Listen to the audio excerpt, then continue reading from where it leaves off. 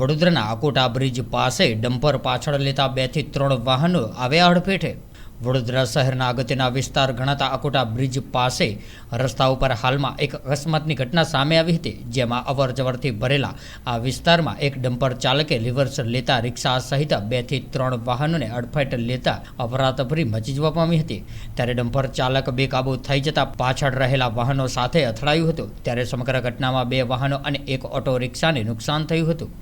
अकोड़ा गाम है, अकोड़ा गाम बाजू में अपने ब्रिज अकोड़ा ब्रिज है, साइड में डम्पर निकळ्યું છે અને ડમ્પર નીકળતા એક રિક્ષા નીકળી ત્યાંથી અને રિક્ષાવાળાએ તો કીધું કે જોઈને ચલાવી। બંને જણાની બહેસ મારી ચાલતી હતી।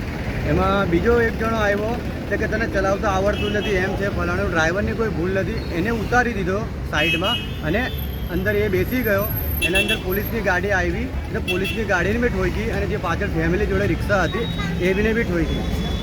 નુકસાન થયું છે કોઈ? हाँ, नुकसान तो कांच तूटी गया है। पुलिस की गाड़ी ने भी कांच तूटी गया है।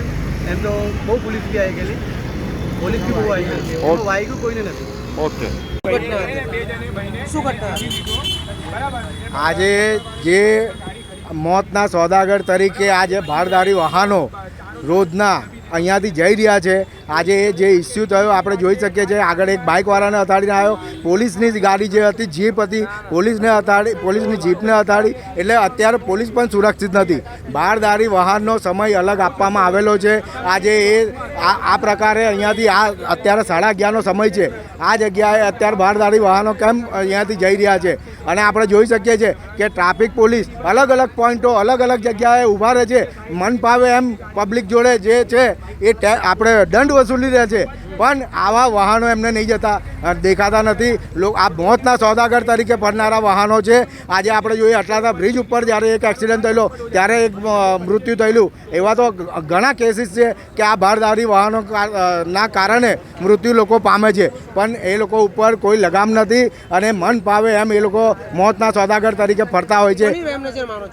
આ એ લોકોની પોલીસની રહેમ નજર છે, વીએમસીની જે ભ્રષ્ટાચાર કરી રહ્યા છે આ લોકોને કટકી મળી રહી છે। બાકી આ ભારદારી વાહનોનો સમય છે જ નહીં। તો અહીંયાથી અત્યારે જ્યારે નાના નાના પુલકાઓ સ્કૂલેથી છૂટતા હોય, આજે કોઈને એક્સિડન્ટ દ્વારા મૃત્યુ પામશે તો એના જવાબદાર કોણ રહેશે?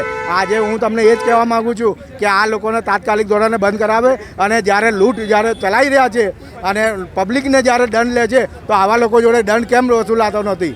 મારો આ સ્પષ્ટપણે સવાલ છે।